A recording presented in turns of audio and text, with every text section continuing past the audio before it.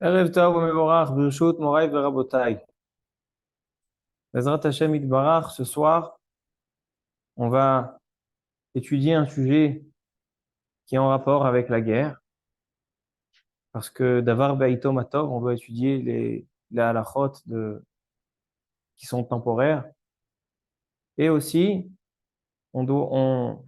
cette semaine, on a la Iloula de Rabbeinu Ovadia Yosef, Alav Shalom, donc demain soir, sa Iloula, sa 10e Iloula. Et donc, de notre devoir est d'étudier un passage de sa Torah. Et je pense que le sujet le plus euh, qui correspond le plus, c'est bien évidemment les 1000 agunot, donc les 1000 femmes qu'il a permis et autorisé suite à la guerre de Yom Kippourim. La guerre de Yom Kippour, donc en 1973, Tafshin Lamed Gimel. Le Rav Ovadia Yosef, il est devenu grand rabbin d'Israël à cette année-là. Il avait 53 ans, jeune. Et il est devenu Rishon LeZion.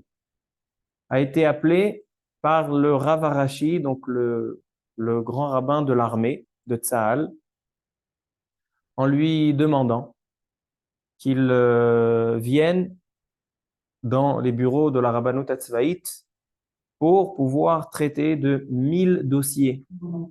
1000 dossiers, près de 1000 dossiers de femmes que leur mari était militaire, qui ont ou bien disparu lors de la guerre de Yom Kippourim, de Kippour, ou bien on a du mal à les identifier suite à la guerre. Et donc, on sait très bien qu'une femme, lorsque son mari décède, on doit être sûr à 100% que son mari est décédé pour lui dire, voilà, tu es maintenant veuve et tu peux te remarier. Mais si on n'est pas sûr, si on n'a pas de témoignage fiable, et si on a de mauvaises conditions afin d'identifier le défunt, on ne peut pas autoriser la femme et donc elle sera à vie coincée. Et c'est pour ça qu'elle s'appelle une aguna. Aguna, ça vient de la racine ogen. Ogen, c'est l'ancre du bateau. Lorsque le bateau se balade en mer et il veut se coincer en mer, il veut rester immobile en mer, on va jeter l'ancre, le ogen. Et la aginut, la aguna, c'est une femme qui est coincée, qui ne peut pas bouger lorsqu'on parle du mariage. Et Rav Ovadia Yosef, donc ils ont proposé à plein de gdolim, personne ne voulait se sentait capable de le faire. Et Rav Ovadia Yosef a dit, c'est pas que je me sens plus capable que les autres, mais je me sens responsable de m'occuper de ces femmes. Et écoutez bien, pendant 6 mois, Rav Ovadia Yosef n'avait ni jour ni nuit. Pendant 6 mois, une après l'autre, une femme après l'autre. Il allait enquêter dans les bases militaires, il allait questionner des militaires blessés dans les hôpitaux, savoir exactement quand tu as vu la dernière fois ton camarade. Est-ce que tu l'as vu comme ça? Est-ce que tu l'as vu comme ça? Est-ce qu'il a été pris en otage? Une enquête qui a duré 6 mois, et écoutez bien, toutes les 1000 agunotes ont été permises à la fin de ce combat de 6 mois. Toutes les femmes agunotes. Il n'y en a pas une qui est restée dans le doute et qui est restée coincée. Jusqu'à la dernière aguna, Rabbi Ovadia Yosef n'a pas cessé de s'occuper. À la fin du shiur, Bezrat Hashem, j'ai 3 petites histoires. Comment ça s'est passé, comment ça s'est déroulé et quel effort il a fait. Donc ça sera à la fin du shiur. Mais maintenant, dans ce shiur-là, j'ai envie qu'on présente un petit peu les chidushim qu'il a eu dans cette sugia. Pourquoi c'était si difficile de permettre ces femmes et quels sont les chidushim, donc quelles sont les choses nouvelles qu'il a découvertes à travers le Shulchan Aruch et les poskim pour pouvoir permettre dans ces cas complexes et dire voilà, malgré qu'on est dans un doute, j'ai trouvé la solution et tu es permise pour te remarier. Alors venez, on commence par la Gemara, mais la Mishnah, mais avant on va juste donner les points de réflexion.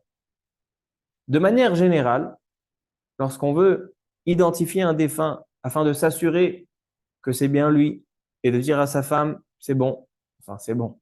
Malheureusement, tu es veuve et tu peux te remarier et refaire ta vie. Surtout que c'était des femmes de militaires, donc ils avaient 20 ans, 21 ans.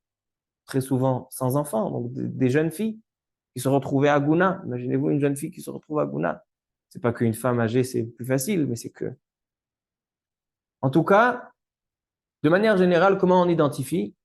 La Mishnah est très claire. La Mishnah, dans la Sechet Yevamot, à la page 120, la Mishnah dit que l'identification doit se faire, l'identification qui est demandée par nos Chachamim, nos sages, c'est d'identifier le visage. Le visage veut dire le front, les joues, c'est l'identification qu'il faut avoir, s'assurer de témoins qui disent, voilà, on a vu son visage, on le connaissait d'avant, ou bien on leur donne une photo, c'est bien la personne ou bien une personne proche qui vient qui identifie le visage. C'est comme ça qu'on identifie. Maintenant, Rabbi Ovadia Yosef, la problématique qui était là-bas, c'est qu'il dit dans sa tchouva, dans Yabia Omer, Chelek Vav, Even Haezer Siman Gimel. C'est une tchouva, entre parenthèses, qui a fait très, très grand bruit dans le monde de la Torah, dans le monde des poskim. Il a été appelé pour donner des conférences devant des rabbanim et des dayanim pour exposer cette tchouva, de leur enseigner, parce que cette tchouva est très, très, très yesodite, très fondamentale dans tout ce qui est Eter Agunot. À partir de la guerre de Kippour, après ça s'est prolongé le 11 septembre 2002 aux États-Unis, quand il y a eu Migdal HaTeomim, les tours jumelles. Là aussi, il a une tchouva qui l'a permis des Agunot. Mais la racine, elle est dans Milchemet Yom Kippourim. C'est là qu'il est vraiment rentré dans le vif du sujet. En tout cas, la problématique était dans la guerre de Kippour. Il dit que sans précédent, la guerre de Kippour, les ennemis ont utilisé des manières de combattre qui sont pas humains, qui sont extraordinaires, donc dans la cruauté. Et donc, il dit, il était impossible dans beaucoup de cas, et dans presque la majorité des cas de ces 1000 soldats, d'identifier par le visage. Le visage était méconnaissable.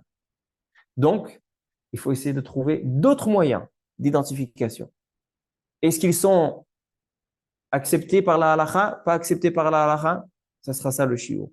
Par exemple, est-ce qu'on peut reconnaître selon, vous savez que chaque militaire, il a une chaîne avec une petite plaque sur laquelle est gravé son nom, son numéro de militaire.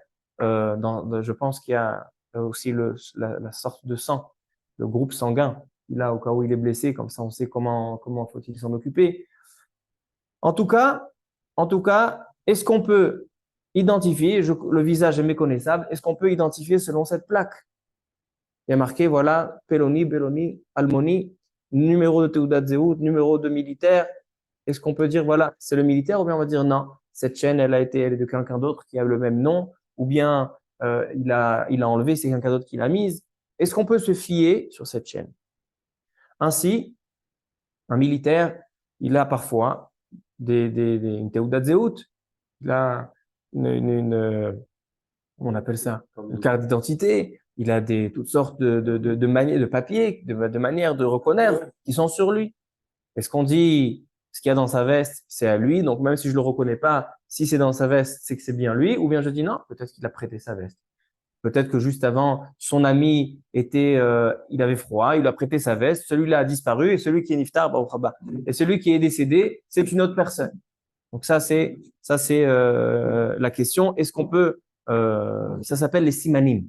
C'est toutes sortes de signes, toutes sortes d'indices. Est-ce qu'on peut se fier pour être matir une aguna ou pas? Écoutez bien. Il dit parfois, on a trouvé des militaires, donc à la guerre de Kippour, que même leurs habits étaient ou bien brûlés, ou bien même la plaque d'immatriculation, la plaquette qu'ils avaient était illisible, on ne pouvait pas. Par contre, est-ce qu'on peut identifier la personne par sa dentition? Son fils, le Rav Yitzhak Yosef, disait que vendredi soir, Shabbat, le Rav Ovadia Yosef allait chez le dentiste du militaire en question et lui dit, est-ce que tu as une photographie de ses dents? Est-ce que tu as marqué où il a une carie, où il n'a pas de carie? Est-ce que là, il a un keter, il n'a pas de keter? Et selon ça, ils allaient, est-ce qu'on peut identifier comme ça un militaire? Par une blessure. Ainsi, par les tviot etzba.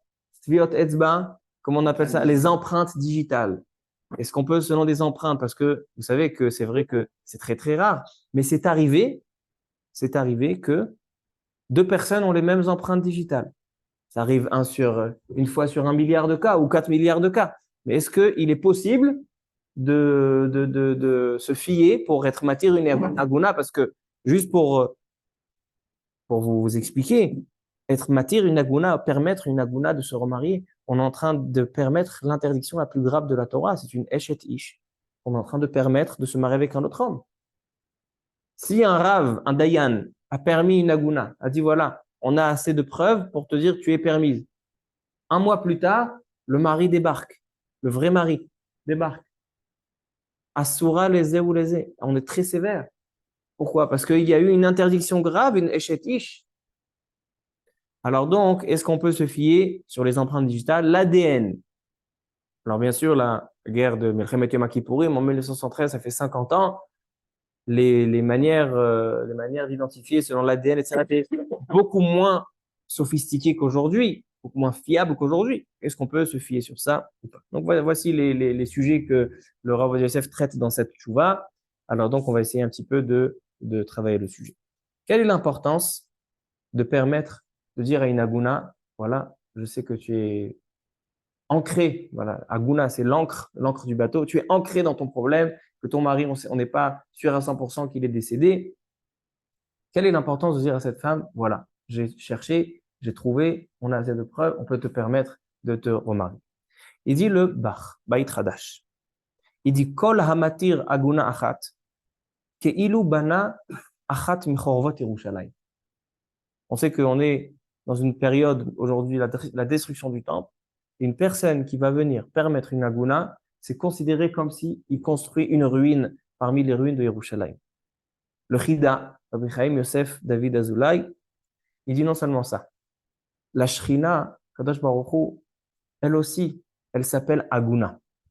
Kadosh Baruch Hu, depuis le moment où il s'est éloigné de Ham Israël, il a détruit le Beth Amikdash, il est considéré Aguna. Parce que Kadosh Baruch Hu, il n'a pas possibilité, enfin, selon les règles, il est éloigné de son peuple. Et Akadosh Baruch Hu ne lâchera jamais son peuple. Donc, il est engagé par des liens de mariage avec son peuple. Alors, donc, il est considéré comme une aguna. Alors, dit le Rida, qu'un Rav, un Dayan, qui va permettre à une aguna de se remarier, c'est considéré comme s'il libère quelque part, d'une certaine manière, il libère même la Shrina. Kadosh Baruch Hu, il le libère. Ça, c'est l'importance d'être matir une aguna. Il y avait un grand Rav, le Maharsham, Rav Shalom Shvadron, le grand-père du Rav Shalom Shvadron, qui était, ça fait quelques années, il est niftar. Il a un shoot Maharsham très important. Et il ramène le Rav Yosef que le Maharsham a permis une fois une aguna le jour de Tisha B'Av. Signé, Tisha B'Av, tu es permise. C'est étonnant, le Beddin, il est fermé, Tisha B'Av. Alors il dit le Maharsham, non. Justement, étant donné que permettre une aguna, c'est comme si on reconstruit une ruine d'Yerushalayim. Alors justement, c'est le moment, le jour de Tisha B'Av, si c'était le moment pour terminer, pour permettre cette aguna, de permettre cette aguna. Donc ça, c'est l'importance de permettre une aguna. Et je termine avec un Rashi dans ma Masechet Shabbat, page 145. Nous dit Rashi. On sait que la Gemara nous dit, les Chachamim nous disent, Ed echad ne'eman be'isurim. De manière générale, lorsqu'on a une histoire d'argent, on a besoin de combien de témoins? 2. Comme il est écrit dans la Torah, Alpi shnaim edim yakum davar. Mais ça, c'est dans ce qui concerne l'argent. Pour pouvoir dire à un homme, sors de ton portefeuille de l'argent et donne-le à un tel, ça, il faut 2 témoins pour s'assurer la vérité des choses. Dans les isurim, c'est-à-dire, par exemple, dans la cacheroute, ou toutes les autres isurim, nous dit la Gemara, Ed echad ne'eman ve'isurim. Si un juif, il te dit, cette nourriture, elle est cachère, tu n'as pas besoin de preuves supplémentaires. Ce témoin suffit. Maintenant, lorsqu'il s'agit de questions de mariage, un témoin, il vient et il dit, cette femme-là, son mari est décédé. Ou bien cette femme-là a reçu son guet. Est-ce que c'est suffisant ou pas? A priori, ce n'est pas quelque chose qui est lié à l'argent, ce n'est pas d'avoir chez Bemamon, c'est d'avoir chez Beisurim. Donc, a priori, si Ed Echad Eman Beisurim, Un témoin suffirait. Mais nous dit la Gemara, non. Nous dit que tout ce qui est davar sheba erva, tout ce qui est quelque chose qui est lié à l'interdiction grave de Gilouy Arayot, donc de la débauche, en davar sheba erva pachot mishnai. Pourquoi? Parce que dans les Arayot, il y a marqué le mot davar, ki matza ba ervat davar. Et dans Mamonot, il y a marqué alpi shnaim edim yakum davar. On apprend davar, davar. De la même manière que dans Mamonot, il y a besoin de deux témoins. Alors, dans tout ce qui concerne le cadre du mariage, c'est davar sheba erva, on a besoin de deux edim. Dans Agunot, les Chachamim se sont permis de dire on fait une koula. Un témoin suffit pour permettre une femme de sa aginout, de la aguna. Par exemple, si un témoin il a vu que un tel est niftar, est décédé, il s'est noyé, il n'est pas ressorti de nulle part, il est Ne'eman, on se fie à lui, et donc, c'est étonnant. Demande Rachid dans Masechet Shabbat, mais comment les Chachamim peuvent aller à l'encontre d'une Gzera Shava, de la Torah? Gzera Shava, c'est Mina Torah, c'est du Gimel Midot. Il y a marqué Davar, Davar. Il dit Rachid, écoutez bien.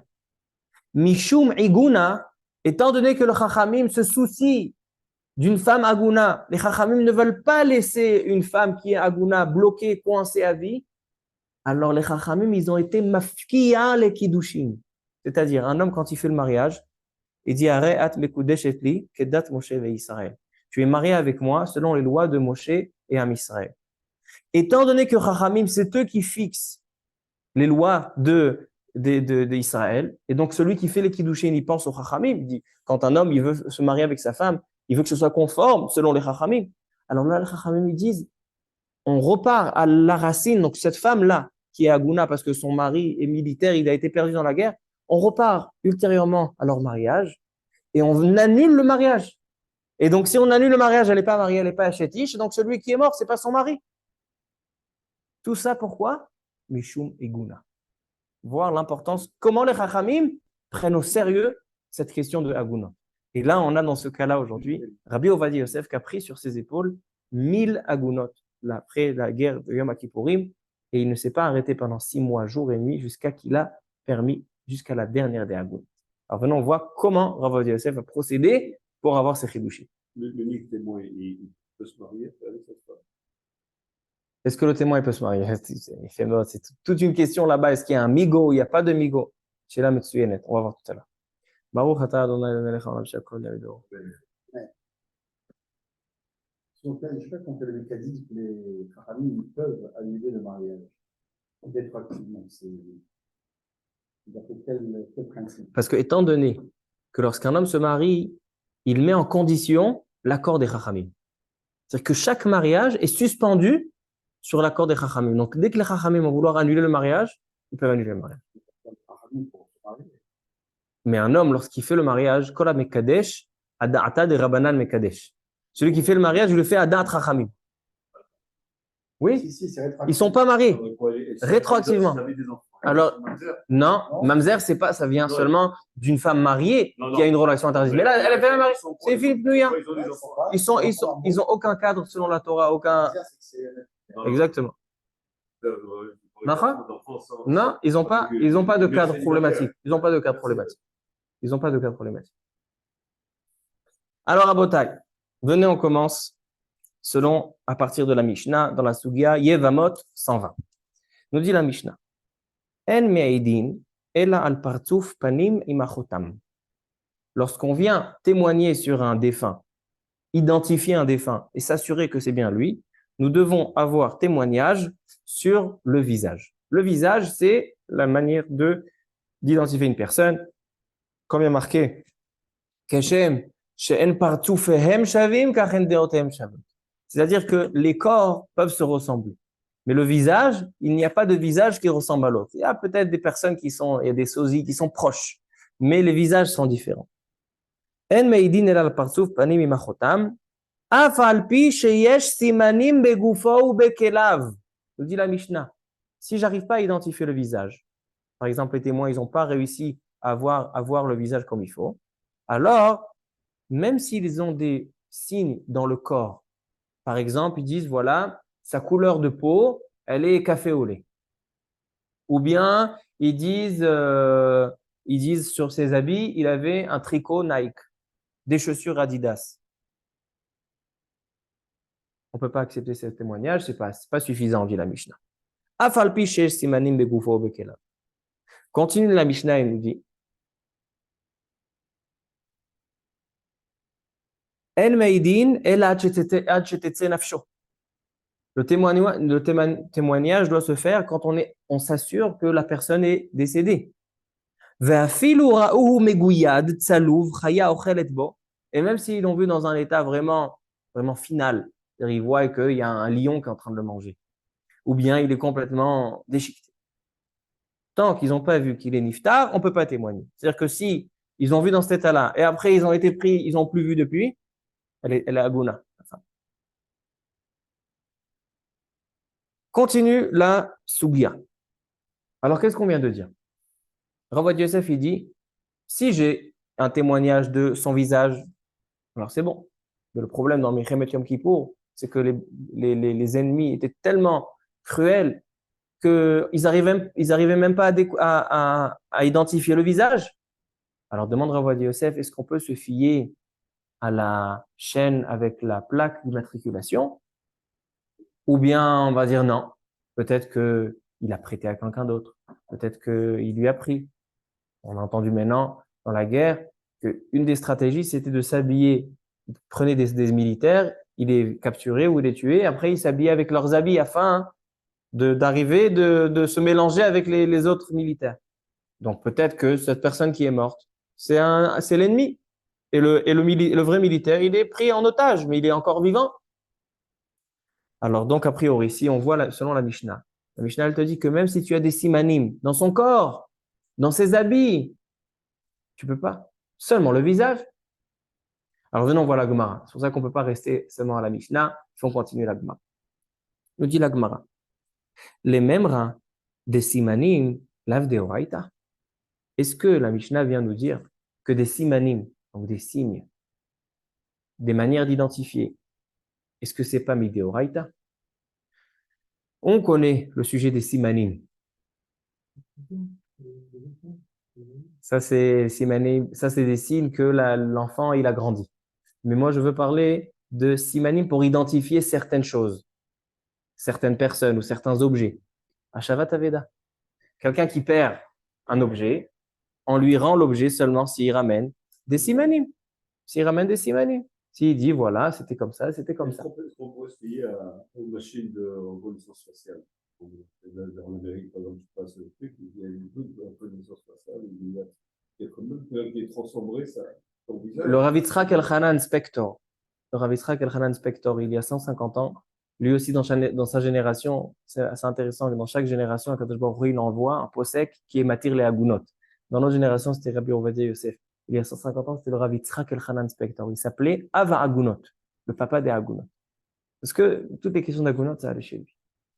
Et lui, il a toute une question là-bas, dans son shoot, En Yitzhak, est-ce qu'on peut identifier avec une photo? Il y a 150 ans. Donc, ta question, on peut la greffer à la question de Rav Yitzhak Elchanan Spector. Il dit que oui. Il dit qu'on peut se fier à une photo. Alors, on continue, Rabotai. Demande la Gemara. Donc, on est à Shavat Aveda. À Shavat Aveda, si on donne un siman, on rend l'objet.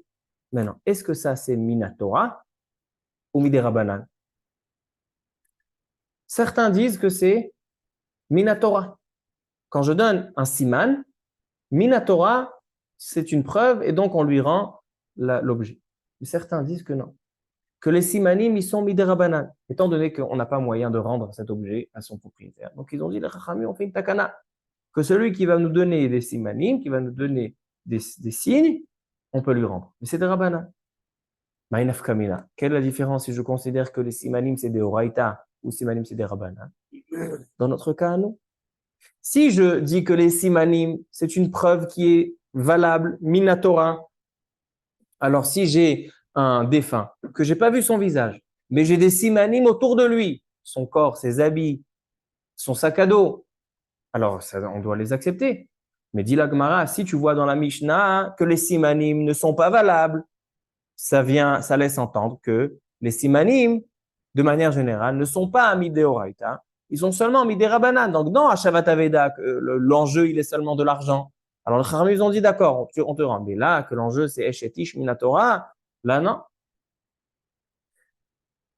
Il demande la Gemara, mais on a un problème. C'est qu'il y a une Baraita qui dit, Metzao Kashur Bekis ou Be'arneki. Un envoyé qui était censé emmener le guet, Réhouven, qui veut divorcer sa femme Rivka, envoie le guet par un shaliach. Maintenant, le guet, le shaliach, c'était un shaliach holacha, donc un shaliach pour conduire le guet. Tant que la femme n'a pas reçu le guet dans sa main, elle n'est pas megourechet. Maintenant, le shaliach a pris l'avion, il est venu de Chutz La'aretz en Eretz Israël pour emmener le guet. Le guet s'est perdu en route. Où il était? Il était le guet dans son portefeuille. Il a perdu son portefeuille à l'aéroport. Il repart à l'aéroport, une annonce, on a trouvé un portefeuille. Éphémère, il voit le portefeuille, il donne des simanim. On lui rend son portefeuille, Shavat Aveda. Alors, il y a deux problèmes. Il y a le problème de le mammon, le portefeuille, donc la valeur du portefeuille qui lui revient, et il y a le get, que le get, c'est une question plus grave, une question de Heshetish. Donc, si je considère que simanim, ils sont des rabbanan, alors il peut reprendre le portefeuille parce qu'il a donné des simanim, mais pour le get, c'est pas une preuve que c'est à lui. Peut-être qu'il y a une autre personne qui a perdu le même portefeuille avec un get, avec les mêmes noms, mais pour d'autres personnes. Et on sait que le get, il doit être l'ishma, il doit être écrit pour ce couple-là, et pas pour un autre couple. Mais, nous dit la Braïta, que si il a trouvé dans le portefeuille et il a donné des simanim, kasher, c'est valable aussi pour le get.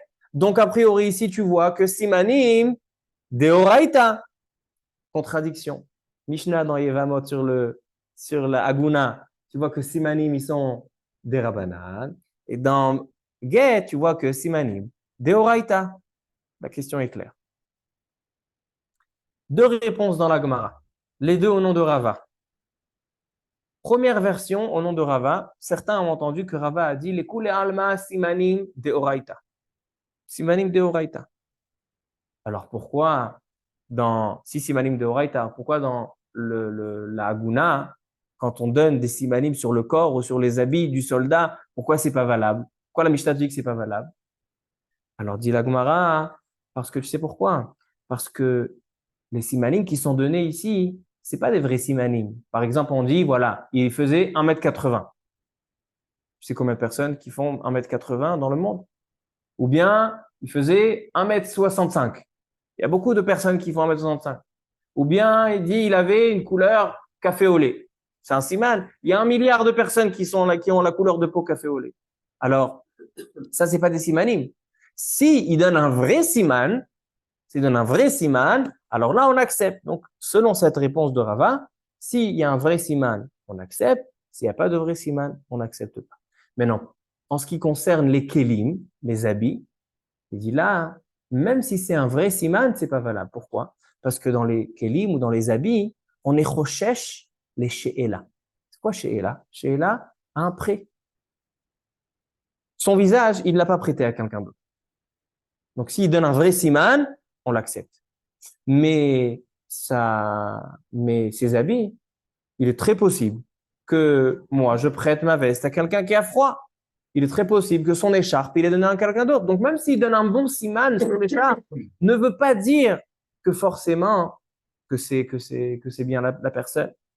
Alors donc, selon la première réponse de la Gemara, les koulé alma simanim de oraita, mais en ce qui concerne les kelim et les habits et les bgadim, on ne peut pas se fier au siman étant donné qu'on est choshesh les she'ela. On est choshesh que ça a été emprunté, vendu, volé, perdu. On est choshesh que voilà, les habits, on les enlève.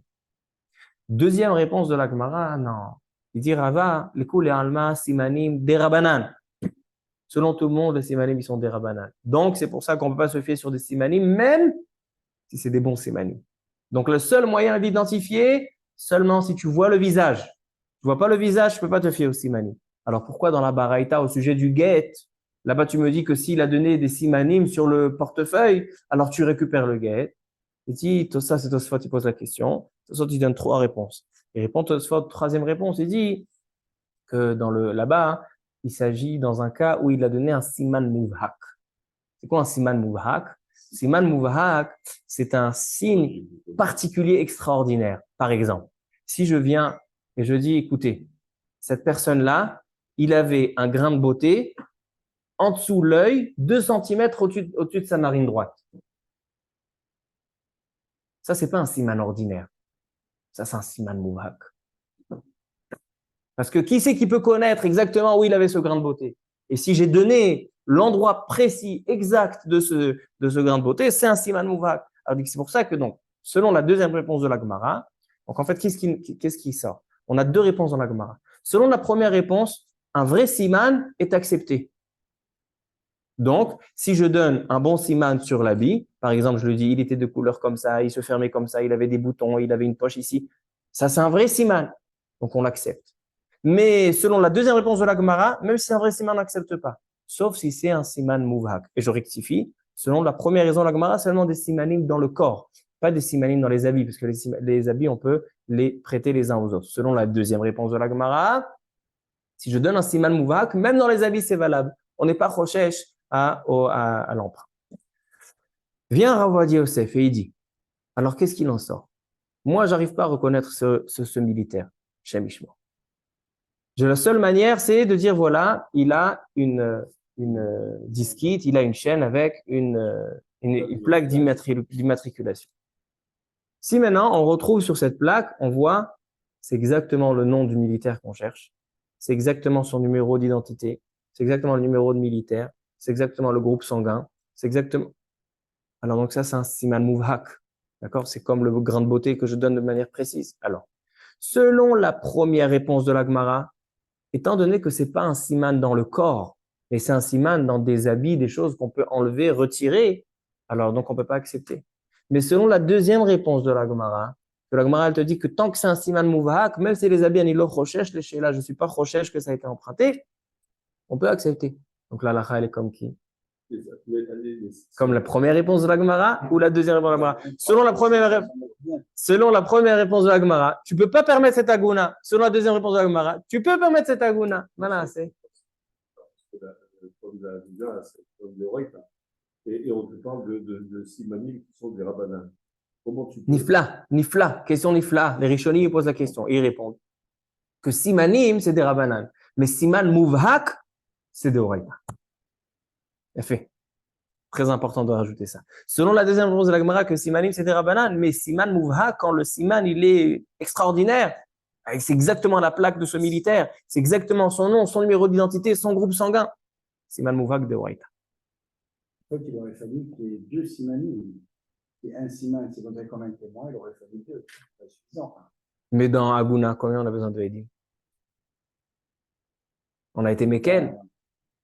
Et lui, l'histoire de il parle de Bigo aussi, pour une femme qui veut avoir un guet, qui est divorcée, elle va dans une autre ville que je ne connais pas, et elle vient, elle dit, j'ai été divorcée, ça fait 4 ans, et je voudrais me remarier. Voilà quoi. D'abord, il y a là-bas, dans certains cas, il y a péché Astar ou à péché Itir. De qui on sait qu'elle s'est mariée, c'est elle qui l'a dit. Donc, la bouche qui l'a interdite à péché Astar ou à péché Itir.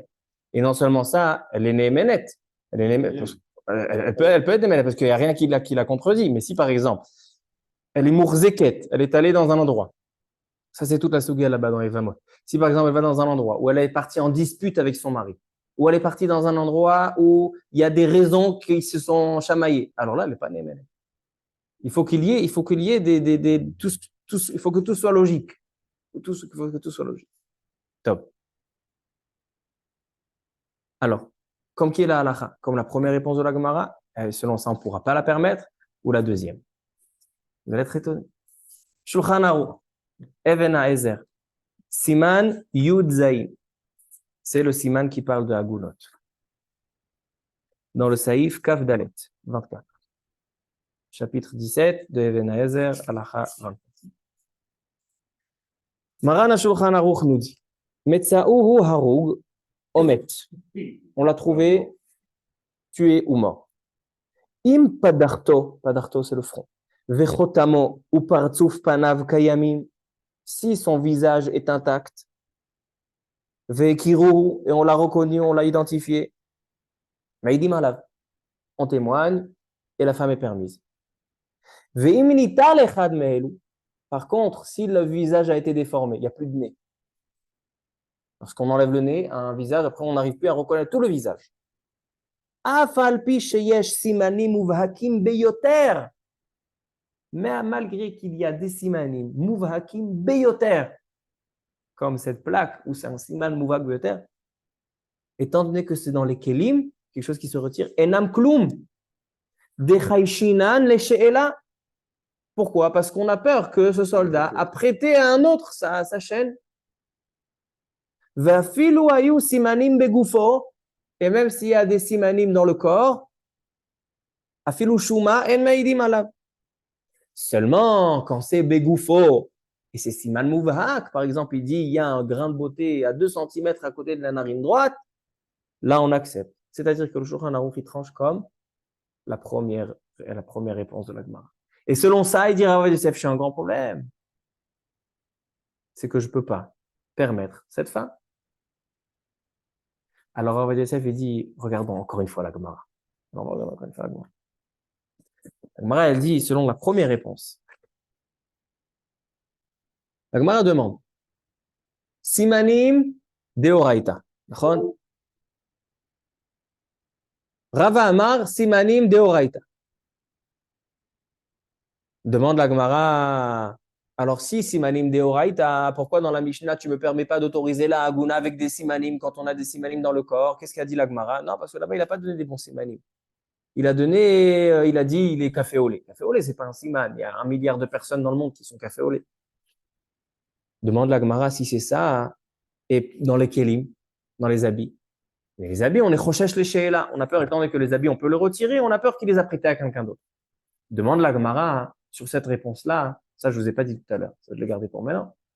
Demande la Gemara si c'est ça, comment se fait-il que dans Hashavat Aveda, dans Masechet Baba Metzia, quand on veut rendre une perte, s'il y a un âne qui a été trouvé, et le propriétaire il vient et il dit, voilà, je donne des simanim dans la selle de l'âne, le oukaf. Oukaf c'est la selle. Est-ce qu'on rend l'âne ou pas? On rend l'âne. Là-bas tu vois que quelque chose qui peut se retirer, c'est un siman. Pourquoi tu dis pas là-bas, non, mais peut-être qu'il a prêté la selle à un autre âne, à quelqu'un d'autre, et donc maintenant c'est l'âne de quelqu'un d'autre et c'est pas son âne. Tu vois qu'on n'est pas rochesh les she'ela, on n'est pas rochesh que ça a été retiré, donné à quelqu'un d'autre. Répond la Gemara qu'il y a certaines choses que malgré qu'ils peuvent se retirer, mais un homme ne prête pas à l'autre. Par exemple, ma veste, elle a rien de particulier. Il est possible que je la prête. Le gilet, il a rien de particulier. Il peut prêter le manteau. Mais il y a certains habits qui sont personnels, personnalisés. Par exemple, quelqu'un qui se fait un costume sur mesure. Un costume sur mesure, c'est cher. Il a fait exactement à sa mesure. Imaginez-vous, moi, je prête mon costume sur mesure à quelqu'un qui fait 30 kilos de plus que moi. Je ne vais pas le prêter. Donc, c'est quelque chose que enderech le'ash'il. Il y a des habits qui sont derech le'ash'il. Mais il y a des habits où il n'y a pas de derech le'ash'il. Il dit par exemple le oukaf, la selle de l'âne, elle est faite exactement selon les mesures du dos de cet âne-là. Et en généralité, aujourd'hui peut-être c'est pas comme ça, mais à l'époque, la selle était personnalisée pour ce cheval, pour cet âne-là, et on ne mélangeait pas. Pourquoi? Parce qu'après ça ne correspond plus. Alors donc, il dit des kelim que en derech le'ash'il. Alors donc là on ne dit pas chochesh le she'ela. Là on peut donner un siman même dans l'habit.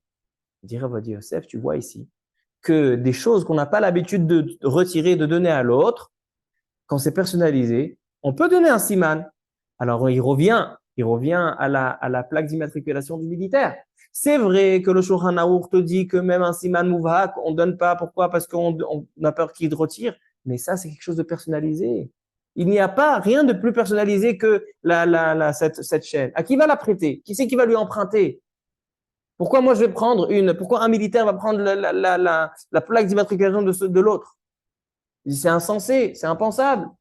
Donc il dit Rav Yosef, a priori, selon cette Gemara-là, on peut permettre. Mais le problème, c'est que le Shulchan Aruch, n'a pas ramené cette Gemara. Pourquoi le Shulchan Aruch n'a pas ramené cette Gemara? Comme ça demande le commentaire sur le Shulchan Aruch, le Bet Shmuel. Il n'y avait pas les plaques à l'époque. Hein? Il y avait pas Mais les plaques il y à avait l'époque. mais il y avait des habits personnalisés. On voit que le Oukaf, la selle de l'âne, c'est personnalisé. Alors pourquoi le Shulchan Aruch ne te dit pas tout ce que je dis qu'on ne peut pas donner de siman dans les habits, c'est seulement quand ce n'est pas personnalisé. Le Shulchan Aruch ne l'a pas dit. Et en réalité, le Bet Shmuel ramène une tchouva, pas dans le Shulchan Aruch, une tchouva du Bet Yosef.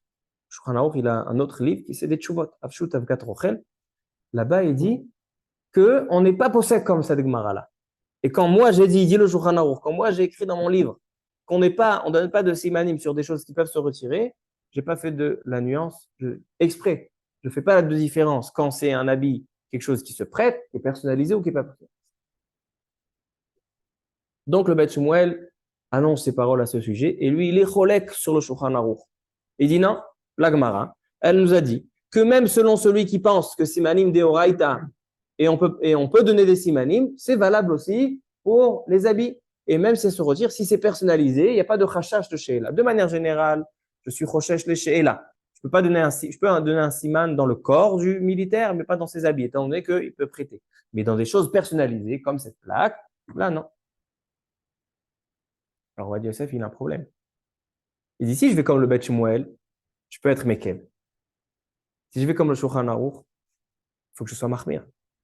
Maintenant, Wadi Yosef, de manière générale, il va tout le temps selon le Shulchan Aruch. Alors, écoutez le génie de Wadi Yosef. Il y a Pitré Tchouva. Vous voyez, ça, c'est Pitré Tchouva. C'est marqué en très petit.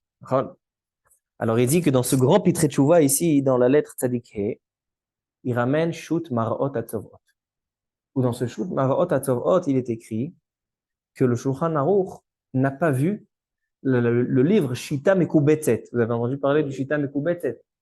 Le Shita Mekubetzet ramène dans Masechet Baba Metzia au nom du Rashba que le Rashba a dit, il fait cette nuance entre des ustensiles qu'on a l'habitude de prêter et des choses qu'on n'a pas l'habitude de prêter. C'est-à-dire que là, qu'est-ce qui rentre en jeu? Des Rishonim qui rentrent en jeu. Alors il dit le Marot Atzovot, si le Shulchan Aruch avait vu ce Rashba dans le Shita Mekubetzet, il aurait changé d'avis. Aya Chozerbo. Alors il dit, Rav Ovadia Yosef, très bien, je fais comme le Bet Shmuel.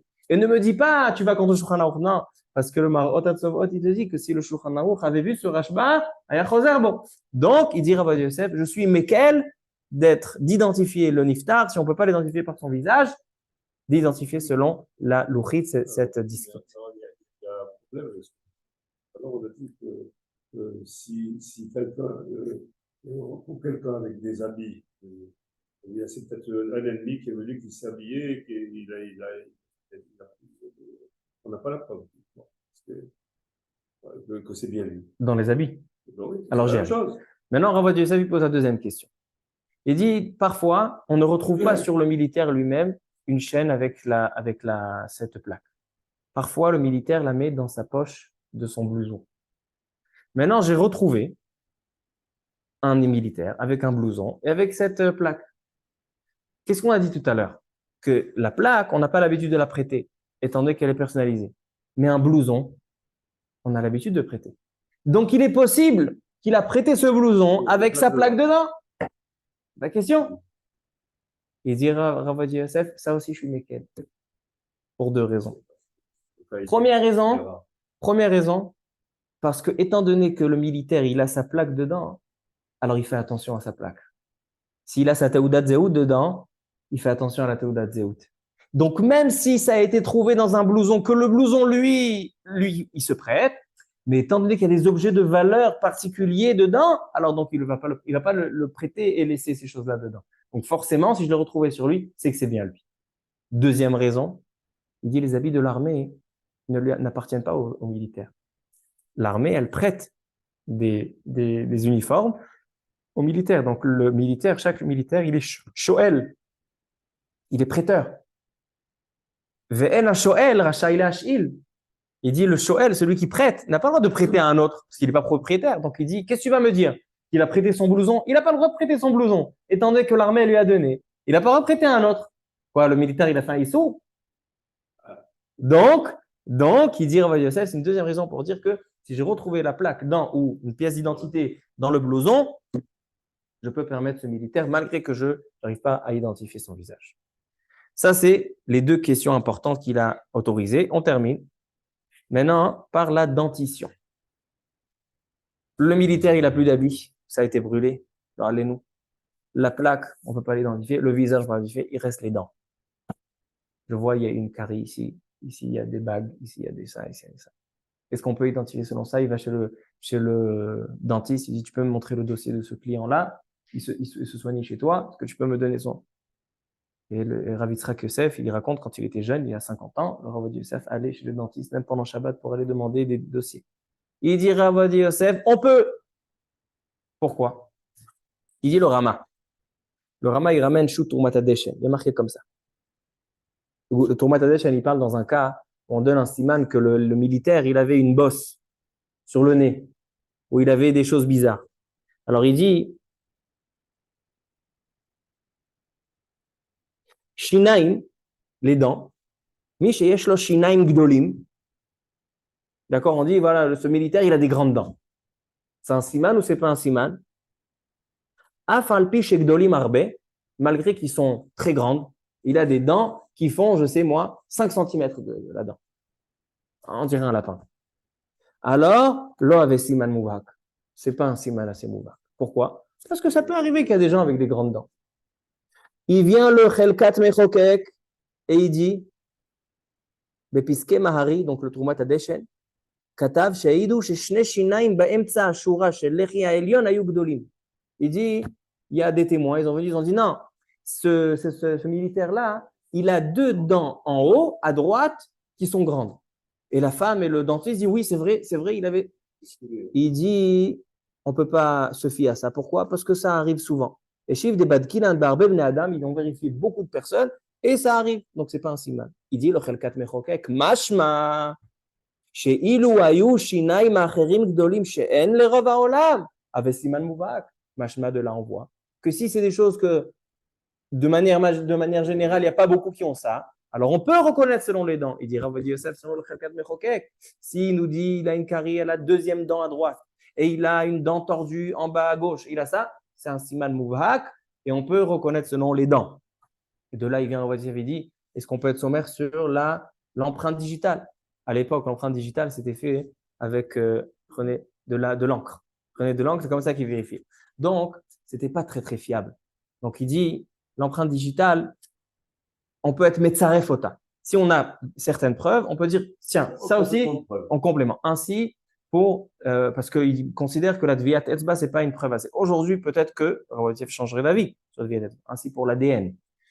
L'ADN, aujourd'hui, c'est presque du 100%. Il y a un cas sur 1 milliard où on a retrouvé les mêmes traces d'ADN sur des personnes qui ne sont pas de la même famille et que ça correspond.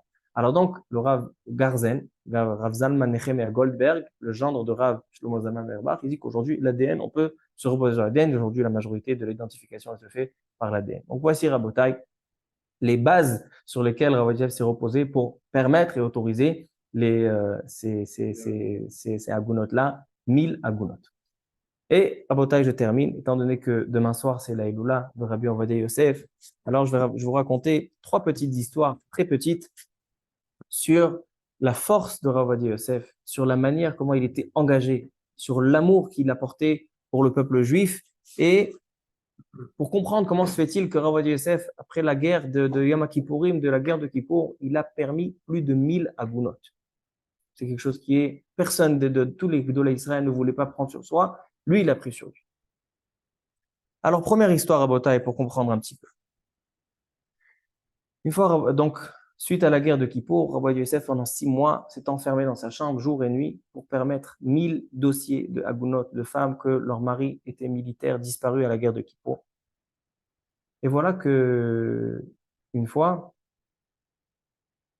il avait rendez-vous le lendemain matin au Beth Din pour permettre une Aguna.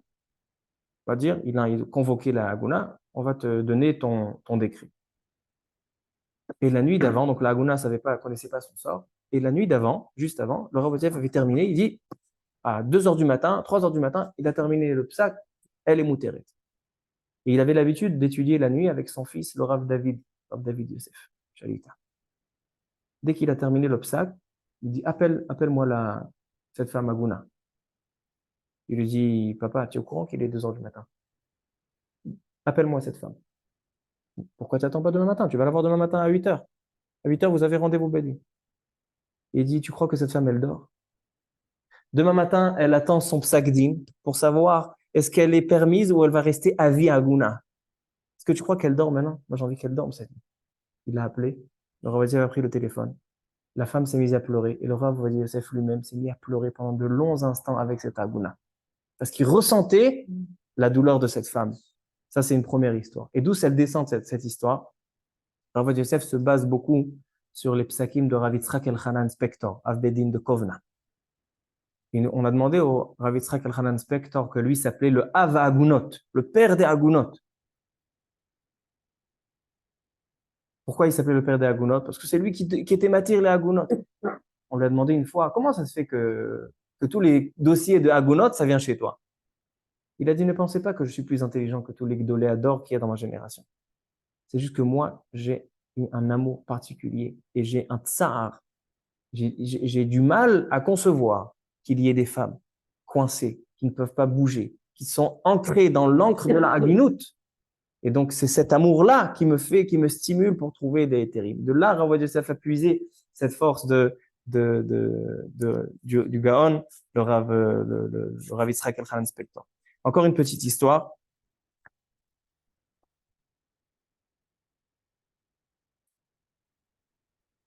Il y avait une fois, suite à la guerre des 6 jours, la presse s'est moquée de Rav Ovadia Yosef. Et, comment c'est possible? 1000 agounotes, comme ça, en 6 mois, il a été matir. Et il y a une Itonaït, comment on dit, une journaliste. Elle a dit, on va venir tester, on va aller tester sur Rav Ovadia Yosef. Elle a pris rendez-vous. Elle est allée chez le Rav Ovadia Yosef. Elle est rentrée, elle a dit, regarde, j'ai perdu mon mari. Je le retrouve plus. Il était militaire, etc. Il a ses amis comme ça, etc. Et libère-moi de ma Haginout. Maintenant, son mari était vivant. Il l'a accompagné, il était en bas dans la voiture.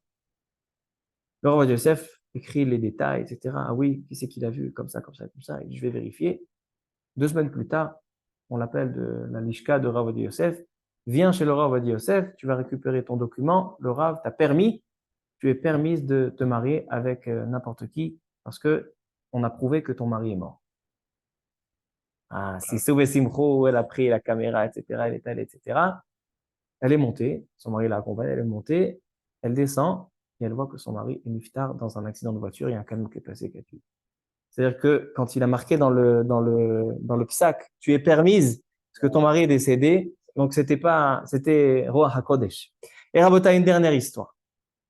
Le Rav Ovadia Yosef, ça c'était en Tafshin Samerbet, en 2002, suite à les tours jumelles, le 11 septembre.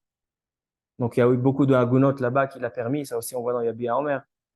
Et le Rav Ovadia Yosef a eu un problème au cœur. Il est allé à Adassa Ein Karem, le docteur a dit tout de suite, tu rentres en opération, on va te faire un tzintour. Hein, comment on dit tzintour en français? On va lui mettre les stents, les quoi? Les stents. Maintenant, il a dit Rav Ovadia Yosef, quoi tout de suite? Il dit, mais non, c'est urgent, c'est en train de se bloquer. Il dit, laissez-moi m'organiser, je dois repartir à la maison, je vais chercher quelques affaires et je reviens. Le docteur, il n'a pas compris. Bon, c'est le Rav Ovadia Yosef, il est reparti. 3 heures plus tard, il revient. Le docteur, il regarde son fils, il regarde ceux qui l'ont accompagné, il dit, vous êtes fous. Je vous ai dit que c'est urgent. Le Rav Ovadia Yosef était en train d'écrire une tchouva pour permettre une agouna des tours jumelles. Et il a dit, il est possible que moi, je ne vais pas sortir de cette opération. Je vais perdre la vie de cette opération. Et cette femme restera agouna. Donc, je préfère d'abord, il est parti 3 heures de temps, terminer son psaque, la permettre, et après, il est allé faire son tzintour. Ça, c'était quelqu'un, un dirigeant qui aimait son peuple, qui avait qu'une chose dans son cœur, c'était le bien-être de son cœur, de son peuple. Donc, j'espère que vous êtes Hachem, le Rav Ovadia Yosef, que lui a permis les 1000 agounot et qui a donné une forme de Yeshua après la guerre, Sruto Tagen Alenu, et qui apporte une Yeshua aussi pour cette guerre, qu'on voit la lumière, au Rosh el Mashiach, Triat Ametim, et le revoir très prochainement, Bezrat Hashem, Bimera Be'amenu. Amen. Baruch Adonai Le'olam, Amen, Amen, Amen.